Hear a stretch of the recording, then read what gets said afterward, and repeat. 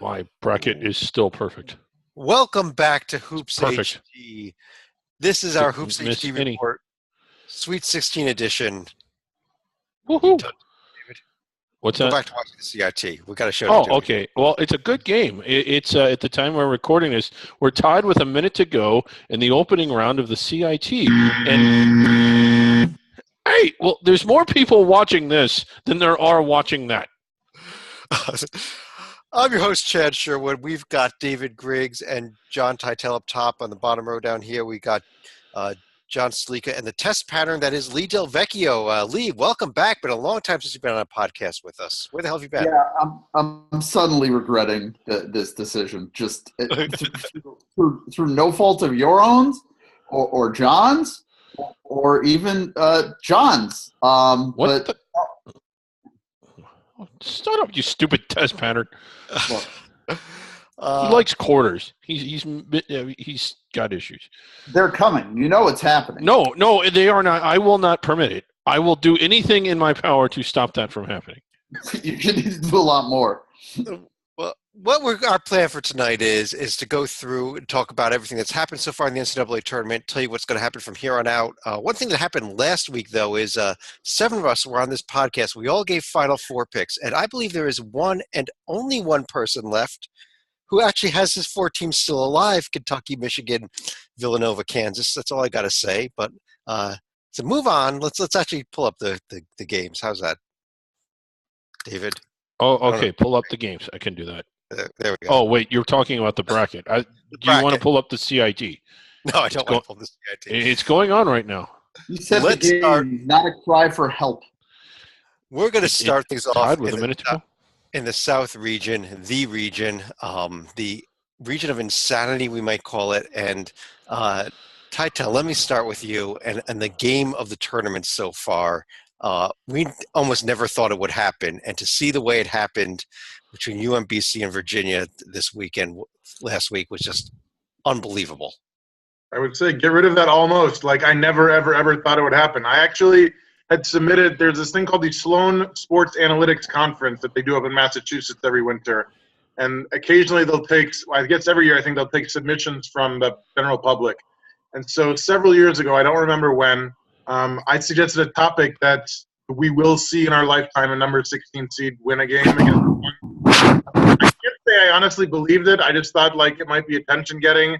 My theory was that now in this era in the 21st century, you'll see high school McDonald's All-Americans going to schools besides Duke and North Carolina and Kentucky and Kansas. Like, most of them do, but there's the occasional outlier, and parity and senior classes versus a team with a couple one-and-dones.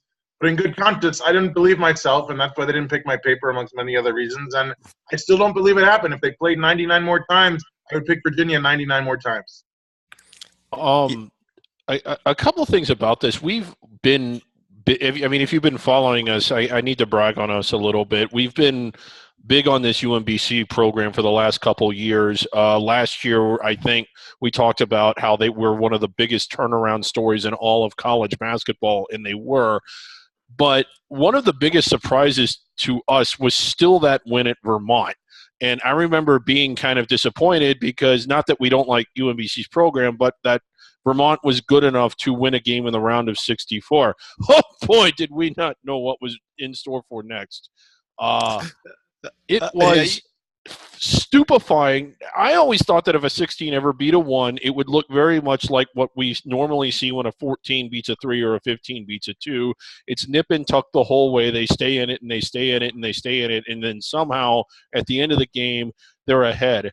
Not only did a 16 beat a 1, it matched the third largest margin of victory that any one seed has ever suffered at any stage of the tournament. It was just stupid what happened.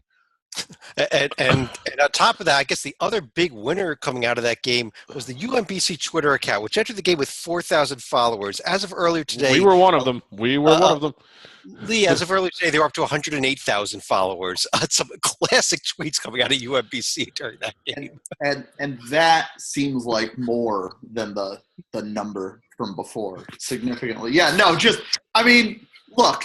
The just dragging media members across multiple sports. I mean, that's that's the kind of multitasking that makes you confident in the leaders of the future. I mean, they were going. I'm stunned they didn't tweet at Goodell yet. I mean, they were going after baseball writers, pro basketball writers, college writers. But the fact that they had, the sense of humor, but also to mention, hey, by the way, here's the link to, apply to come to the school. And, we're looking for a sponsor for the new arena.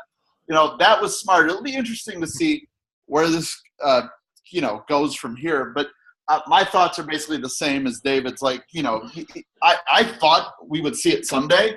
But the fact that we're meeting is still kind of hard to reconcile. And all right, Lee, we're losing you there. Yeah, Lee, you're fading out. I'm sorry. Am I back? A little bit. You're not. Okay. Well, Lee, there's something wrong here. We lost your audio. Sorry about that. Hang on. There we go. Now you're back. Yeah, sorry. But I was just saying, that's what happens when I say I agree with David. Just the system collapses. No, that's what happens when you start running errands while talking. Also that. But I agree with what he said in terms of I thought it would happen someday. I just thought the probability was too high. And I think this podcast is in the top 1,000% of knowing about these teams. So when you start following these teams, you by default become convinced in them at the higher level. I mean, I did not think that Virginia was going to lose to UMBC, but we knew they were a good team. And I always thought when it happened, it would, like what David said, it would be a close game. But I mean, it was a beating, and it was a beating to a degree that messed with your mind. Because I was talking with Galen. I mean, part of it's Virginia style, but like the game was effectively over with 10 minutes to go. But I think I think everyone at home was just, even though it was like a 20-point game, you thought, well, at some point this will be tied. When unless Cincinnati's involved, that's ridiculous. Right. It's one of those games that really where, had it been the reverse, had Virginia been up by 20, we would all switch the channels. But we just couldn't stop watching it. You just couldn't, not only because of the upset, but because you just kept feeling any second now Virginia's going to turn it on. That's going to be it. It's going to be game over. They're going to go on a 30-0 run, and they're going to win by 15. Yeah, it's like, well, there's a run coming. Well, yeah, but they're down 22. Like, what the run's going to do what exactly? And I thought because I jump on coaches as much as anyone else, as you guys know, the timeout that Odom called when the largest, I think it was Virginia's largest run of the second half. They won on a 5-0 run with 12 minutes to go, and he immediately called timeout. He was just not going to mess around. I thought that was – or no, it was just before the under 8. Instead of just waiting for the under 8, he was like, no, we're not messing around. I'm calling this timeout. Because who cares how many timeouts you have? Your team is up 15. Like, I thought that was brilliant. It was brilliant coaching. And my one lingering thought was, who felt worse about it, Virginia fans or Vermont fans? I mean, because – yeah, I think it has to be Virginia fans, not just because of the humiliation, but Vermont's had an NCAA moment. It wasn't like that, but nobody's had an NCAA moment like that. I would also nominate the Creighton fans because they also had a missed opportunity in round one because they also got blown out by K-State. Yeah, true. Chad, I know you're wanting to move this along, but 47 more games. David. Yeah, we didn't watch every UMBC. Well, maybe I'll just wait till we get to the round of 32 game that they played. But what I was going to say was I thought it was one of the more disappointing games that they played, that I watched them play all year, maybe aside from Maryland early on. But I felt really good going into that, and it was just you hate that it was a poorly played game because – had they played the way that they did at any juncture of the America East tournament, or certainly against, Virginia, I think they could have won this one. And I don't know if you know this or not, a little bit of a 16 has never beaten a 9. No, a 16 has never beaten anybody but another 16 before this year. But K-State did pick up that win. They're in the Sweet 16. But well, Stalika, let me hear from you a little bit about this. First of all, Kentucky taking out Davidson in what was a really close game there, and one of 4 or 5 seeds. 5 seeds went 4-0 in this round. In fact, in the first round, after we talk about 12-5 upsets happening all the time, yet we still had crazy upsets.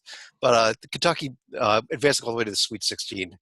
Well, if you had told me going into the Davidson game that Kentucky would not hit a single 3-point shot and Davidson would hit about 8 or 9 of them, that probably would have seemed like the perfect recipe as far as an upset special goes. But defensively, they did just enough to slow Davidson down. And with Arizona's no-show in the second half, it provided about as easy a path as you'll see for Kentucky when you consider some of the comments that John Calipari had made before the tournament complaining about Kentucky's draw. Kentucky having to go to Alaska for the first 2 rounds? Yeah. No problem. Ty, we got to talk about your Arizona team. I know you don't want to, but no time. What are you talking about? Completely didn't bother showing up against Buffalo. Good Lord. Indeed. There's no way to sugarcoat it, so I won't. It was a sad display. I was at the bar with about 10 other alumni, and at halftime, we're all like, thank God we're a second-half team because we're not playing that great. And then they just went in the toilet, and Buffalo started banking threes and shooting threes that would go front of the rim, backboard, back of the rim, front of the rim, back of the rim, and in. So when you give up 15 whatever threes, you're going to lose to anybody. The effort wasn't there. It seems like even though you have these dual 7-footers in Ayton and Ristich, you couldn't get them the ball in positions where they could do something inside. An embarrassingly horrible performance, and it seems like the whole team's leaving with Ayton and Trier and Alkins going pro, and the other guys seniors, and the recruiting class for next year already decommitted. I don't know if this team, forget about a 4 seed next year, forget about making the tournament next year. I don't know if this team is going to have a 500 record last year, and I can't remember the last time I've said that about a team from Tucson. So from now on, you're just going to tell people you're a Penn guy, correct? They had a better performance on Thursday, don't you think? Yes, I do. I actually do. Yeah, that game, similar to what I said about the UMBC game, but not nearly as long-winded. Imagine you're a forward for San Francisco or a guard, and you know how hard you work all offseason, you bust it, and you're in the gym, and you work hard, the team's not very good. And you get this time of year, and you're just hoping, you're just envious because you wish you got that chance. You imagine what's going through your mind as you're watching an Arizona team in the second half just absolutely not give a shit? That would be infuriating to them as much as it would be the Arizona fans. It's such a special opportunity for every single team that gets in this tournament. And to see a team just fold like Arizona did was just infuriating as a fan of the sport. Well, David, let's look at what happened to Dallas, which was in the South region, which, if those first 2 pods in the South region weren't fun enough, what this Loyola Chicago team did with Sister Jean there, how about this story of them picking up these 2 wins? I really like this Loyola team. We've been putting them inside of our bubble. I don't think they were quite there, but again, it's just kind of crazy to think that had things not fallen the right way in the Missouri Valley tournament, would they even be there? But, trailing for most of the game against Miami, but hanging around. And then I remember thinking we were all on the chat, and when they missed the layup in the final seconds that would have put them ahead, thinking, man, they had a chance. How unfortunate. One of the fun things about this tournament is seeing teams like Loyola and good teams from under the radar conferences that typically aren't in the spotlight, seeing them get a chance to show their stuff and on occasion even win a game or 2. And it was oh man, they almost won a game, how big that would have been. And then to end up coming down and just hitting the 3 from the parking lot for the win, it was pretty amazing. I didn't think Miami's was the right matchup for them. I did think that there were 5-6 and even 7-6s and even a 5 seed or 2 that they could beat. I just didn't think Miami was one of them. So it was a pretty big surprise, but a huge win for the program. First tournament in 30-something years. And, since 1985. 85. When they were a 4 seed, I guess they had it going on back in the 80s. But and then they had another huge win on in the round of 32. So they're still alive. But what a day in Dallas. Really, when you look at this half of the South region, you had a 2-point game, about a 50-point game. Wright State didn't show up, but you had Nevada in overtime, Georgia State hanging with Cincinnati, and then, God, when you look at the 2 games in the round of 32, wow, you certainly got your money's worth at these. Yeah, those games in Nashville and Stalika, I have to talk to you about them and about Nevada being down big against Texas, coming back, and then the second biggest, tied for the second biggest comeback in NCAA tournament history against your crosstown rivals there from Cincinnati. How good were you feeling watching Cincinnati lose? Wait. Can I ask what's number one? We all know who number one is. Lee, who's number one? Who's number one? The biggest blown lead ever. It's Tim Cluse at Iona, the BYU game. I know. That's right. You know what? I immediately defaulted to a Maryland Duke game, but that was a regular season last-minute game. Yeah, it is. Tim Cluse. Well, they never play defense. Here's the thing. When the Iona one happened, I wasn't surprised just because the way BYU play was a perfect match for the maximum Clusing to happen. And I believe it was the first 4 game, was it not? It was, so that is the answer. It's still hard for me to – I know it's a tournament game. No disrespect, but John, was on another level. I personally went to go get dinner with 10 minutes to go because it was a 20-point game. I thought surely, all the way Cincinnati fails to make the second weekend, that surely this would not be another one. This had to be probably even more statistically improbable than Virginia falling behind by 20, because Cincinnati's another team that you get them up 22. They're the second biggest master lock defense that you're going to find. I'll confess, I did not see most of that game in person. I was getting into the arena with about 4 minutes left in the second half. Because when I was driving, the meaningful part, then the rest of the game was a blowout. Yeah, because when I was coming down, I was listening to another blowout on the radio that we'll get to a little bit later. But sadly, it seemed when Cincinnati did have a chance to win the game with Kane Broome driving down the lane, he bobbles the ball, so he's not able to get a shot off. And Nevada, they solved who John Rothstein is affectionately called the problem. Yeah. Replacing Gary Clark's going to be a problem. I mean, Kane Broome can't be the guy with the ball in his hands at the end there. He's a good player, but I have no idea. It was like the cherry on top of the poop sundae. That was how they tried to just save the last part of the house from burning down.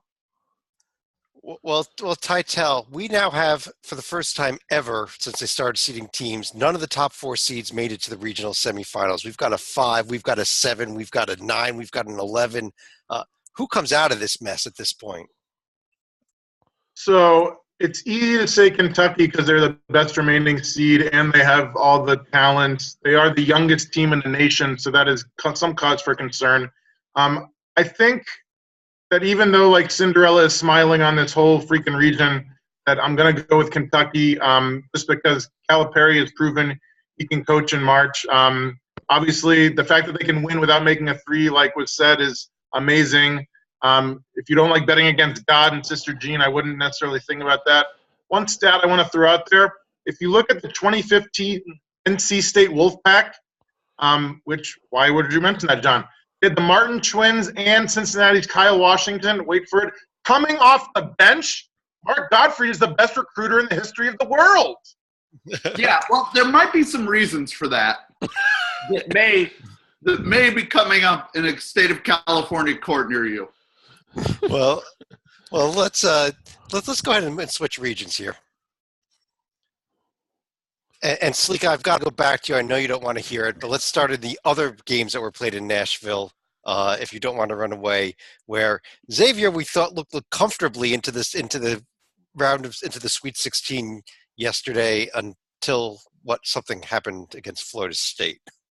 Well, all night long, Xavier was plagued by both foul trouble as well as subpar foul shooting, at least compared to the 76% that they had been shooting all year. Last night, they were 19 for 30 and ended up leaving about, I would say, compared to what they had during the regular season, a 5 or 6 point difference would have been huge in the final minute, where instead of being down 3 points, they would have at least been up 3 and forced Florida State to play the foul game a little bit. But credit to the Noles for discovering during the game that Xavier was having trouble adjusting to some of the quick play of their guards, and Gooden and McKira were both getting into foul trouble and also turning it over against Florida State's pressure, where even though Florida State was getting called with a number of fouls themselves, if you're giving up just 1 point of possession, that's more palatable for them. And I hate to say this, credit to Leonard Hamilton for finding a way to win in the second round. Yeah. The weirdest thing happened yesterday with 2 games against teams from Cincinnati. In the Nevada game, Eric Musselman gets a technical foul, which, by the way, is why I left to go get food, because I was like, this is it. And then Nevada turns it around. Yesterday in the Florida State game, Leonard Hamilton, it was more his player. They almost came to blows in a timeout. And after that, Florida State took off. It was just the strangest thing. There's more than one way to skin a cat, to use the really creepy phrase that somehow is popular. And, it's a testament to, sometimes as a coach, you got to show a little fire, but within reason, And thankfully, Leonard Hamilton, as angry as it looked, it wasn't a really nasty confrontation. It was just the heat of the moment. But it seemed to really refocus the Seminoles. Well, David, we had in Boise, amazingly, a pod there in the West region that actually held form. All 3 games were pretty good games, but 4 seed beat the 5 seed. For the first time so far this show, we're talking about normalcy. Right. Ohio State led for most of the game, but South Dakota State, just kept it within region, even tied it a couple times, but couldn't really get over the top. Same with Greensboro against Gonzaga. That one, both games, I think, came down to the final. Basket by the Zags won that one for them. That was a great game, actually. Yeah, it was. And a great showing by Greensboro. And again, I have to give the shout out because I can. The SoCon was really fun to watch this year. East Tennessee State, another really good team. And, you'd like to think that had Greensboro not gotten in, another team could have probably gotten there. But as much fun as it would have been to see them do it, it was still a really good showing. It was a good game. And then the other game, Ohio State Gonzaga in the round of 32, was back and forth. Gonzaga didn't really kind of get control of it until the final minutes. So they're on their way to Los Angeles. And Chad, this little pod here held form. The protected seat got through. And that means that you might have a chance to win free chili. If you're watching this, be sure and log on to the website. Check out. No, we'll get free chili a little bit. That's not chili. That's no. I don't care what they call it. That's crap. Also, it's interesting they're going to Los Angeles because that's where I think the camera position was for their subregion. So that's good to see. Tytel, the pod in Wichita, we saw Houston escape with a 2-point win over San Diego State, and then probably one of the best finishes of the tournament in that Houston-Michigan game. I think it was by far, as exciting as Loyola's been and as amazing as the comebacks as Nevada has had, I think Jordan Poole's shot, you have a freshman coming off the bench and 3 seconds left, and he says he practices it, and I don't put anything past Coach Beilein. He's amazing, but I didn't think it was going in, and then it went in, and then he became like Desmond Howard. Like, talk about a Michigan guy. They couldn't catch him. He's running around the court with 6 guys, and they couldn't get him down. I feel terrible for Houston. They deserved to win until they didn't. Rob Gray. Thank you. Played like an All-American and has a bright future ahead of him. What's interesting is that Michigan has only played one SEC team all year before they have Texas A&M coming up. Name that team. Was it Tennessee? It was not. Vandy? Strike 2. Go ahead. I'm not good LSU. They lost in Hawaii. Oh, yeah. November by 2 points. Obviously, it's a whole nother season. He blew a 9-point lead with 5 minutes left. So even if Michigan is up late against this SEC team this week, don't be so sure.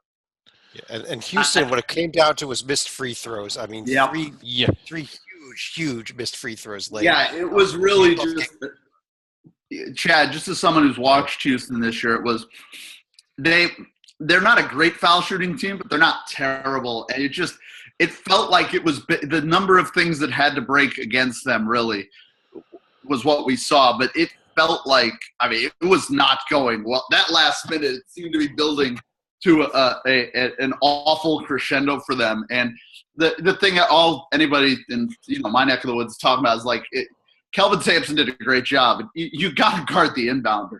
You can't let Michigan get the ball for free to half court. I mean, you've got to – because even if you're able to double team somebody, well, 3 of the guys on the play aren't going to touch the ball, so it's really pointless. And that was what helped Michigan a lot. They were able to get a great look because the first 45 feet, they didn't really have to do much of anything. Houston, it felt like, had a really big year. They were fun to watch, but it felt like they were kind of under the spotlight a little bit. And their fans started showing up more and more at the end. But how big would this have been for what really is a storied program, but at the same time that's been dormant for several decades now? Like, would this have really moved the needle and gotten some electricity around that program and around that city had they been able to win this and move on to the Sweet 16? Lee can probably speak to that. Dave, they still have one big problem, and that's the fact that they play in the American. So yeah, I know. I mean, I see them a lot, and I couldn't believe they hadn't won a tournament game since the year I was born, '84. And I actually had them playing Carolina in my bracket, so that hurt for me. But this year they and Cincinnati, typical American, they have two really good teams. Neither of them are actually playing on campus all year. Houston was playing at Texas Southern's campus, and that, it's tough.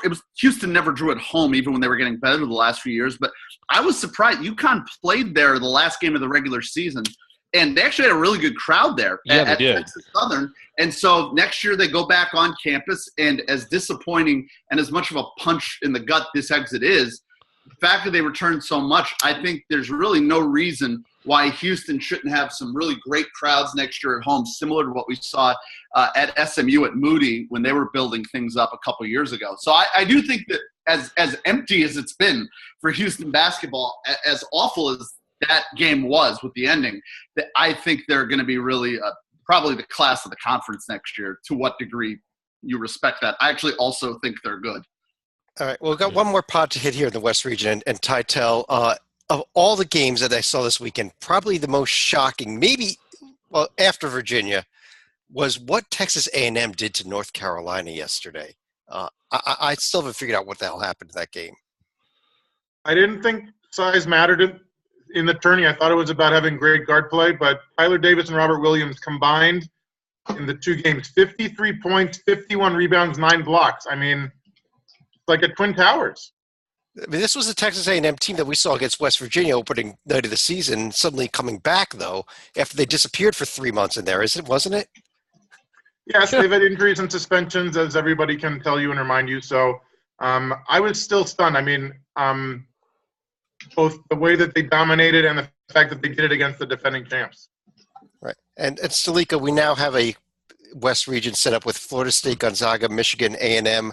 No 1 seed, no 2 seed. In fact, on Thursday night, no 1 or 2 seed will be playing, I believe, for the first time ever.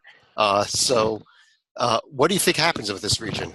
And if not for the buzzer beater, we would have been out a 1, a 2, and a 3 right here. Yeah.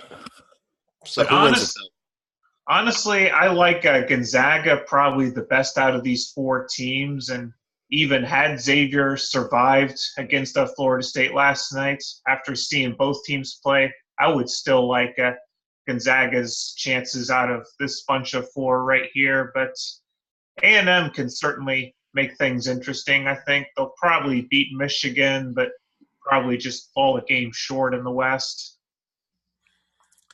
Well, let's scoot over to the Midwest here, where it started off with Tytel, your Penn team played Kansas, and Seton Hall played NC State, and then Kansas played Seton Hall. And what more can we talk about what happened in Wichita? I'll keep it short and sweet. So my Quakers, who barely made the tournament at all, Harvard had us on the ropes. We were down 13 in the first half on our home court, and then we went on a 24-0 run to save the season. Penn was up 10 in the first half on Kansas. I know we lost. I just like saying Penn was up 10 on Kansas in Wichita in the first half. But David, the San Diego pod, after a real good game between Auburn and Charleston, actually, right. Another shocking result of the second round just by that score in that Clemson-Auburn game.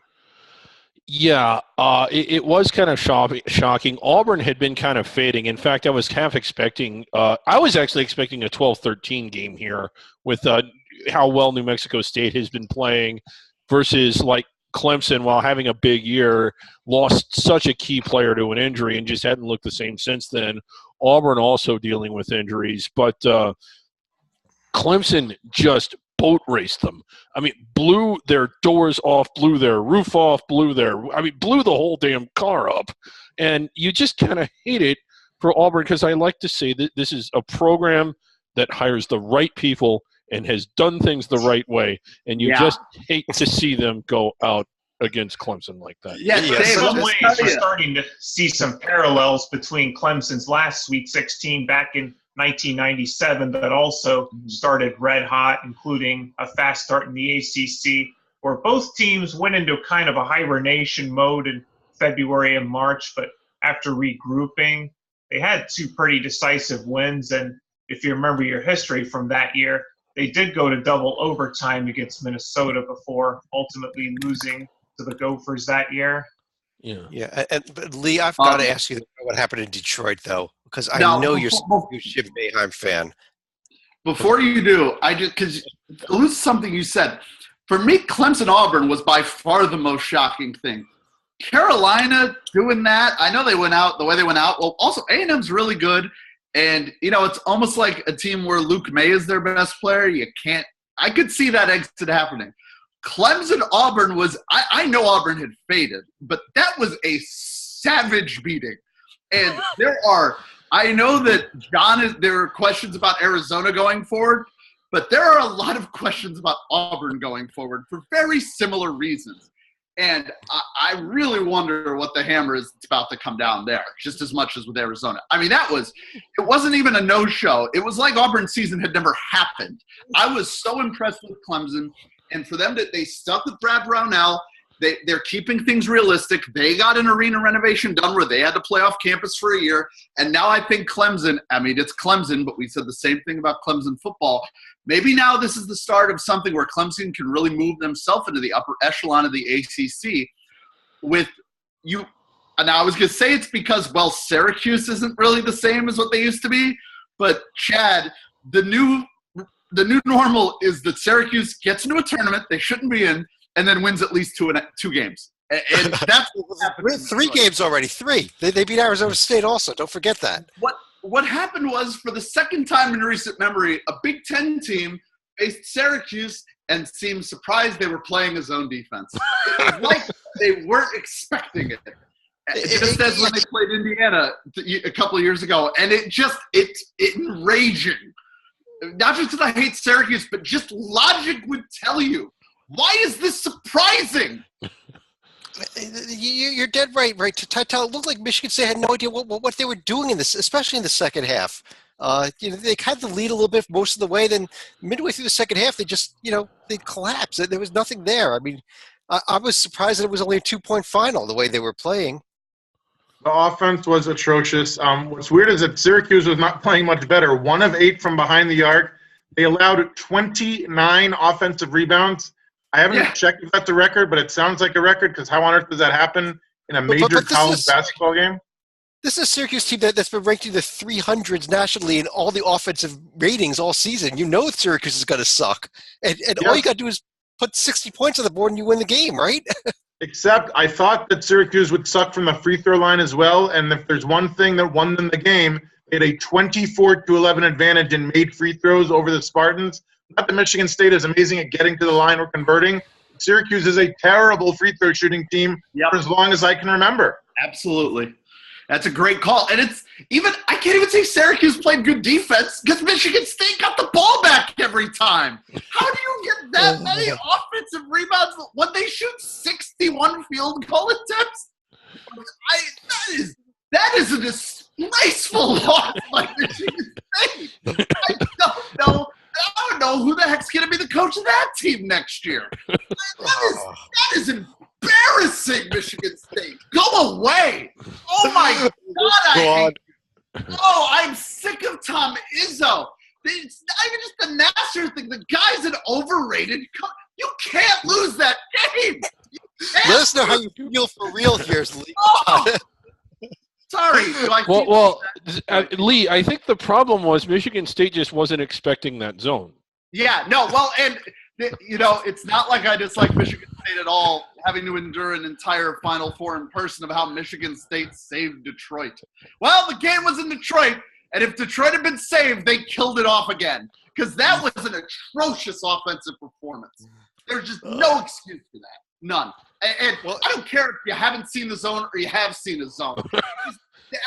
It's not that hard. It's really not. I'm going to stop before I have a heart attack. I'll stop. Yeah, let's move on here. Stalika, we're talking about a team that did play well and really looked good the first 2 rounds. How about this Duke team and what they did, both to Iona and then to Rhode Island? They were one of 2 teams that looked very solid in Pittsburgh. It seemed like Rhode Island was going to give them a little bit of a better game early on, but too much Marvin Bagley, too much Grayson Allen. Easy call for Duke to come out of the first 2 rounds unscathed here. Yeah. So, David, what do you see happening in the Midwest here? Kansas versus Clemson, Syracuse versus Duke. A little bit of normalcy. At least we've got a 1 and a 2 still alive here. Well, I mean, unlike Michigan State, I guess Syracuse just really surprised them with that zone. I don't think Duke is going to be as unprepared for it, and just based on how they've played against them during the year and what they've done in the first 2 rounds, it's hard for me to see Syracuse winning another game, which means that they probably will, and they'll face Kansas in the Elite Eight and beat them too, and this will all happen just to annoy me. Oh, they're definitely going to the Final Four. It's just, oh God, yeah. Well, I mean, and I thought we saw best case scenario Duke, and so many crazy things have happened in this tournament. Duke's just plodding along. They're just under the radar, getting stuff done, and I almost would make them the favorite right now, if not for Villanova, just because so many other weird things have happened that there are no distractions right now. They're a Nike school, so the Adidas thing isn't a concern, which affects like the rest of the field. And Coach K. So, I mean, and to take apart a team coached by Dan Hurley, who is one of the finest coaches in America, of course, that was really impressive. And, in all seriousness, credit to URI too. They went out there, they played hard, they just got beat. Like, there's no regrets for them. They're not what like Kane Broome. The poor guy might not sleep for the next 5 years. URI, that's the way you want to go. You play hard against Duke. If it's not enough, it's not enough. But the Blue Devils are clicking at the right time of the year. Are. And no one's talking about it. And I'm not saying we need to talk more about Duke just on a personal preference, but I can't remember a Duke team getting less discussion nationally than this one. I think they're about to get a lot of discussion. Let's over to the other team that I think is going to get a lot of discussion for the next weekend also. Titel, Villanova took care of Radford, looked really impressive against an Alabama team that had gotten snuck by Virginia Tech also. When you win a pair of games by 20 points, even if it's against the 16 and the 9 seed, you know that you're talking about a legitimate contender to win it all. They're doing it from distance, 14 threes in both games. They just can't be stopped. Even more amazing, everybody talks about how important it is to have veterans this time of year, and they have plenty of veterans with Brunson and a huge junior class of guys who have rings from a couple of years ago. You know how many times a senior has scored a point for them in the tourney this year? 0 points by seniors. I mean, are you guys, I'm just saying, are we ready for they should reseed the Final Four discussion? No, well, I'm never ready for that. Hold on a second. I got something for you, Lee. I don't want them to, but I'm saying it will be a thing that people will discuss because it seems like, and I don't know why I would question this happening in the first year where a 16's beating a 1, that it seems like we're headed for a Nova Duke on one half of the Final Four, and, I mean, you just spin a wheel on the other side. So that'll be interesting if it plays out that way. Well, Sleek, I've got to ask you about what happened to San Diego because you are the number one Dan D'Antoni fan out there with the T-shirt and jacket look. great win over Wichita State. Came up a little short against the rivals there, West Virginia, though. Well, I think for A Marshall, little short. A I little think for short. Marshall, Just a little bit. it was just good enough to have John Elmore, and I think the other guy, Penova, having some of the performances of their lives, at least as far as taking Wichita State out of the bracket. Granted, the final minutes of that game were pretty unwatchable when you consider how much time was devoted to instant replay. But Oh, God. just seemed like Marshall had nothing left in the tank for West Virginia. Maybe it is a good thing that they didn't have their annual rivalry matchup this year. Yeah, David, I the don't think games that's at coming back. Dallas. What's that? It might soon. But David, the games at Dallas. Well, actually, first of all, that first 4 games. So congrats to the Bonnies for picking up their first tourney win in forever in that first 4 game over UCLA. But they kind of got run out of the building by Florida. And Bonnies fans who decided that they wanted to blame the NCAA selection committee for that loss because they had to play 3 games in 6 days or something ridiculous. They should be thankful they were in the tournament. So Yeah. I don't Yeah. that argument. Well, they deserve to be in the Well, tournament. Yeah. Yeah, it was, I was all on board with the Bonnies until their fans got a little too whiny there. But how about the rest of the Sedell? Shout out to welders everywhere. Shout out Jana Van Brendekhoff. Good for them. Okay, yeah. So the other games in Dallas, SFA, who I liked during the year, I know that they had some really bad slip-ups. I mean, they slept on – they just fell all over themselves during a couple of Southland games. But I always thought their ceiling was high, and how could you not when you look at their win at LSU, how well they played at Missouri, a few other things they did out of conference. I thought that if anyone out of the Southland – had the makeups to win a game, it was them. And they get out there against Texas Tech. It was a great atmosphere, 2 Texas teams playing in Dallas. SFA led for most of the game. Texas Tech, another great story on, albeit a higher level. The job Chris Beard has done there is sensational. National Coach of the Year caliber job there, turning them around. Getting the big win. SFA went cold in the final minutes of the game. They just could not buy a basket, but their effort was there. And then SFA's coach lost his mind after the game and blamed the loss on millennials. And one of the most bizarre things that I have ever heard and here's the thing, like, that was probably their best effort of the season. You hate that it ended that way, but how can you crap on your team after that effort?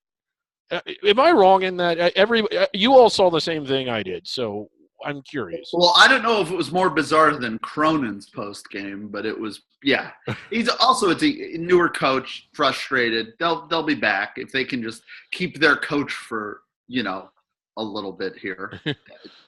For Texas Tech now went down to the Sweet 16 with the win over Florida also. So real nice showing by the Red Raiders. They remain the best team nobody talked about. It's amazing. And finally, we had the Crossroads Classic in Detroit there, Titel, with Butler and Purdue getting through to the second round, and a pretty good game there, with Purdue escaping and surviving, I guess we call it. I'll keep it short because Stalika is the king of the Crosstown Classic. A huge win over Butler by 3 points, and they did it without the big man Isaac Haas and his illegal elbow brace, thanks to making 11 threes from behind the arc. Stalika, I thought that the best team in Indiana might have been a different team, but Purdue looked pretty good. Well, Butler did start off pretty well. I think they had gotten out to an 8 or 9 point lead thanks to guys like Martin and Baldwin hitting from deep. But after Purdue seemed to make their run, Butler never went away and actually cut the lead down to 3 in the final minute before Purdue finally iced it at the line. Well, here we go. We've got Villanova, West Virginia, Texas Tech, Purdue, probably the chalkiest region by far, with only a 5 there replacing a 4. But Lee, what do you see coming out of this region here? I think we got 2 really fun games coming up this week. That's for certain. Yeah, Nova, West Virginia is going to be just an awesome watch. Just shot makers all over the damn place. I like Villanova just because it'd be crazy not to right now with what we've seen. But I'll tell you this, I really think that West Virginia might be the second best team right now of those 4. just in terms of Purdue with the injury issues and, the pedigree. But I expect Nova to come out of this. Texas Tech Purdue is kind of an odd one, but so I'm not entirely sure what to expect. I was disappointed. I had higher expectations for Purdue in terms of when I hear possibly illegal arm brace, I'm kind of expecting a Terminator-like thing, kind of a full rig. And when it was just like a compression sleeve, I was personally disappointed. But it's going to Texas Tech throwing. This is weird to say. Butler's a good team, but I think Texas Tech's a way more athletic team than what Butler brought to Purdue. And it'll be interesting to see how Purdue's able to defend it. I think Purdue gets through, but I know it's not a very bold pick. I have a 1-2 regional final. But, Nova, West Virginia kind of feels overtimey to me. Like, I would not be surprised to see them playing very late into the Boston night. And given Nova's history in that building – yeah, when they hit the floater at the buzzer. Remember when Pitt was an Elite Eight? Remember when that was the thing that happened when they had a basketball team? So Nova has some good history in Boston that they'll be looking to call back. I'm trying to not remember how Pitt ended up in the Elite Eight that year to begin with. Well, let me run through each of you now for what I'll call revised Final Four picks. I'll tell you personally, my Final Four was Kentucky, Michigan, Villanova, Kansas, with Nova winning it all. I'm not moving, but all of you have got a little moving to do. So, David, let me start with you. Who is your Final Four and your national champion now that we're down to the Sweet 16? I've got to go with probably – I'm going with Kentucky, the Zags. I think they're going to be back in the Final Four for the second year in a row. I'm going to go with Texas Tech out of this region, and I think it gets there by matchups because the last time they played at West Virginia, you may have remembered – they took a team, they basically left 3 starters behind, went to West Virginia, and lost by about $1 million. I just think that the familiarity and the full roster will put them past West Virginia. This is assuming West Virginia gets by Nova, but again, West Virginia, a pressing team, a real high-pressure team. Nova, while good, has still deals with depth. I could see, like what Lee said, it being an overtime type of game, but I think West Virginia gets it done, and then Tech gets by them just because of the familiarity and the way, and I just really like Chris Beard. And then out of the other region, I'm going with Duke as much as I don't want to. And your champion? Duke, as much as I don't want to. Stalika, what do you think? I would have gone with Purdue over Villanova initially, but of course that was before the injury issue for Haas, so definitely going to take Villanova out of that region. I think Duke appends Kansas in a close regional final in Omaha, and I'd already teased on the other side where Gonzaga will come out of the West and Kentucky will come out of the South. And winning it all would be? I am going to take Villanova out of that bunch because when I saw, Villanova and Duke running through their games, nobody is beating the Wildcats when they are at their best, and I think they're more likely to play a complete game at this point. Titel, what do you think? I like Stalika's picks a lot. I have Villanova winning it all in my bracket, so I'm going to have them obviously coming out of the East. Although, do not sleep on West Virginia. They're going to have an academic All-American of the Year and arguably the best defensive player in the year, all up in Jalen Brunson's face for 40 minutes tomorrow or this week. And if you think about it, West Virginia, I don't know what the record is for the most number 1 seeds played in a season. They beat Virginia in December. They've already lost to Kansas 3 times. If they beat Villanova, they could end up playing Kansas 6 times. They played a number 1 seed this season, possibly unbelievable. But in answer to your question, Villanova, I got Duke over Kansas in a rematch of Final Fours from the past. I'll pick Kentucky out of the South based purely on talent, but after that thing has been decimated, I would not be surprised by anybody coming out of there.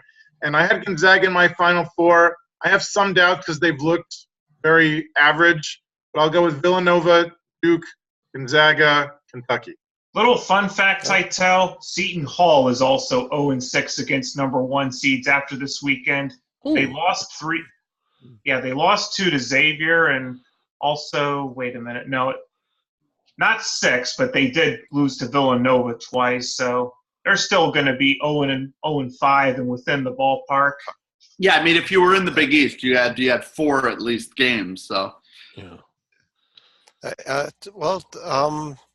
Lee, what do you think? Who's your Final Four? Who's your national? I mean, I did have a couple picks right. My West Virginia Marshall, my Loyola Chicago, Tennessee picks were correct. I didn't really get a lot of the South right outside of that, to say the least. I mean, it's so cool to me that we're Loyola or Nevada are 40 minutes from the Final Four. I think that's awesome. I think we're getting a Kentucky Loyola actually regional final. But I think Kentucky, I mean, I hope I'm wrong because it would just be an amazing story. But God, if it's Kansas State, that's just boring. But Kansas State in the Final Four would be like a year after South Carolina in the Final Four, basically. One of those is enough. I think Kansas let me try that again. I think Kentucky, UK, not KU. UK comes out of the South. I originally had Virginia, Carolina, Purdue, and Duke, so half of that can still happen. Coming out of the West, I kind of like Michigan. I know it's weird, but I think a Michigan-Gonzaga regional final would be a lot of fun, and I think Michigan will squeak it out just because I really trust that team and that coach in that scenario.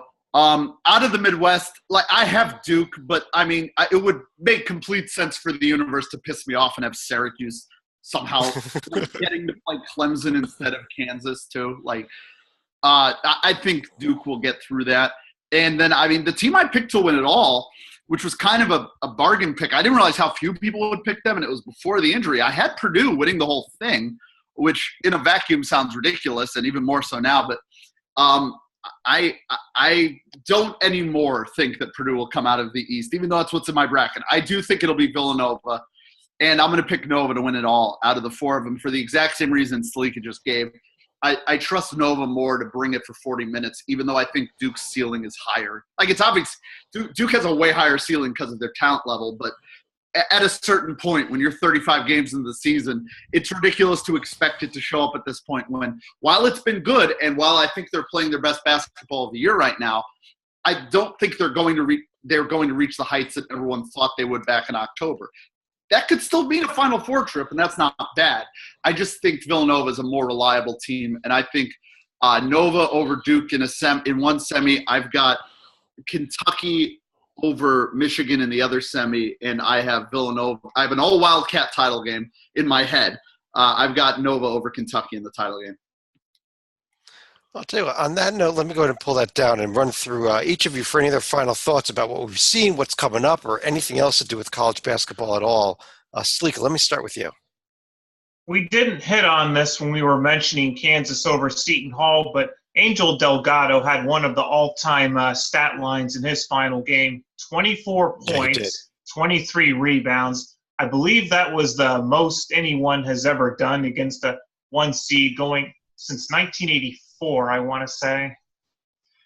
An impressive 2020 game by him. Very impressive in his final game. Titel.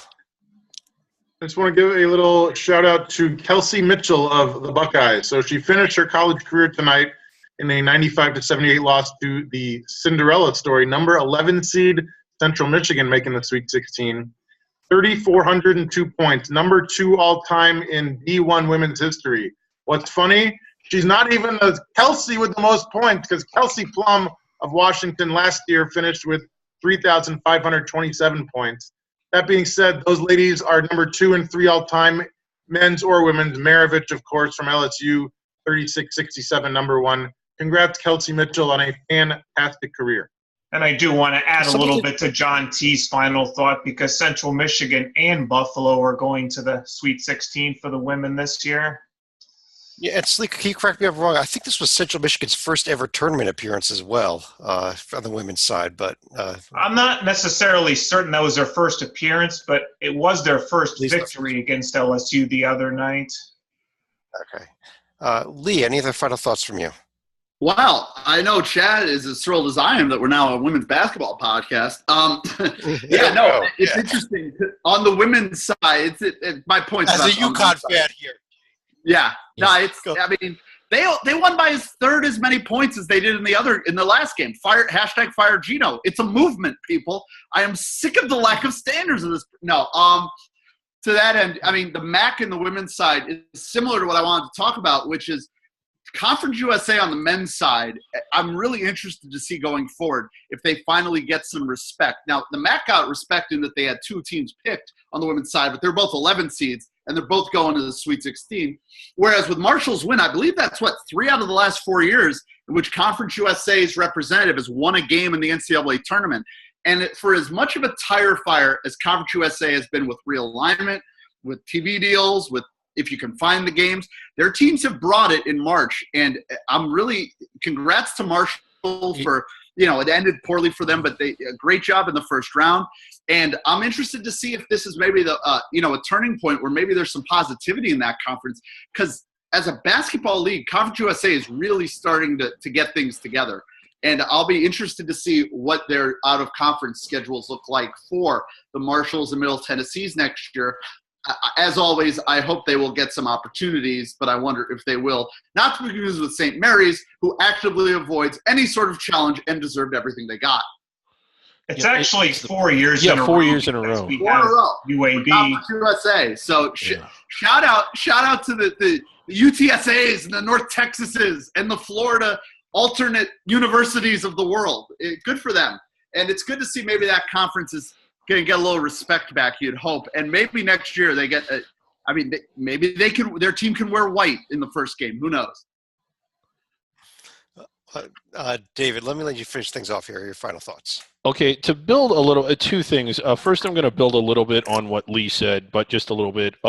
When you look at the success that some of these teams have had, UMBC, Loyola, maybe not so much Loyola, but UNC Greensboro giving Gonzaga a game, and Conference USA, Marshall, for instance, it kind of makes me wonder, you and Stalika and I do the Under the Radar podcast, and at no point, including now, did we feel that Marshall was even the best team in their league. For most of the year, we thought East Tennessee State was better than Greensboro. We certainly thought Vermont was better than UMBC. And it kind of raises the question, everybody criticizes the committee. They're going to do that anyway. I'm not so sure it's the committee. I'm not even so sure it's the criteria the committee evaluates.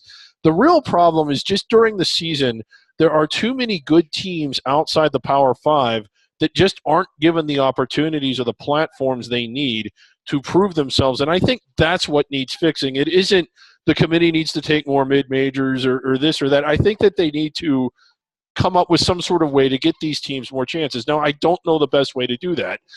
Would it be possible to play exempt tournaments later in the year instead of November so you could get the good teams into those tournaments that are having good years and get them a chance? That's probably not practical, but it's the best idea I could come up with.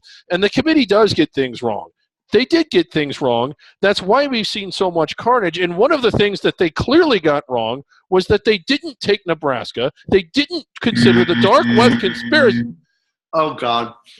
By the way, to quickly move on to the subject, it's almost as if there could only be an in-season competition between teams that are known for busting brackets for mid-majors.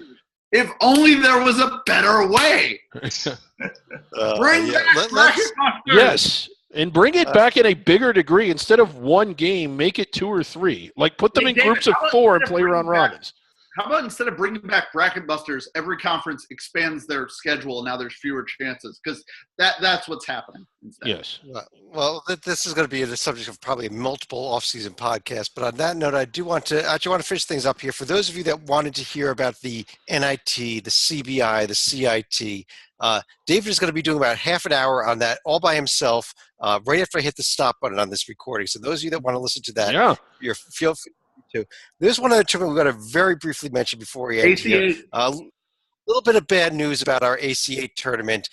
David, we were giving away free chili to all the fans, and we did not have enough for some reason. Had a riot. It was an ugly scene. Unfortunately, this year's ACA has been canceled. It is for the second year in a row, Chad. I know. Now, for I next think year, you've we are been mismanaging this whole event, Chad. No, consistency is related. Most of the teams didn't even show up, Chad. Yeah. Can't have a tournament with no teams. But we will try again Another- with the 2019. We will try again. Lee, Sorry, your final- Chad, it's just final- another casualty of the fall of Atlantic City. It's sad, really. You hate to see that. On that note, in the fall of Atlantic City, my backyard here, on behalf of John Teitel, John Stalika, Lee Del Vecchio, David Griggs, Tim Miles, and anybody else that might be watching, thanks for joining us. We'll be back again next week with our Final Four edition. Talk to you soon.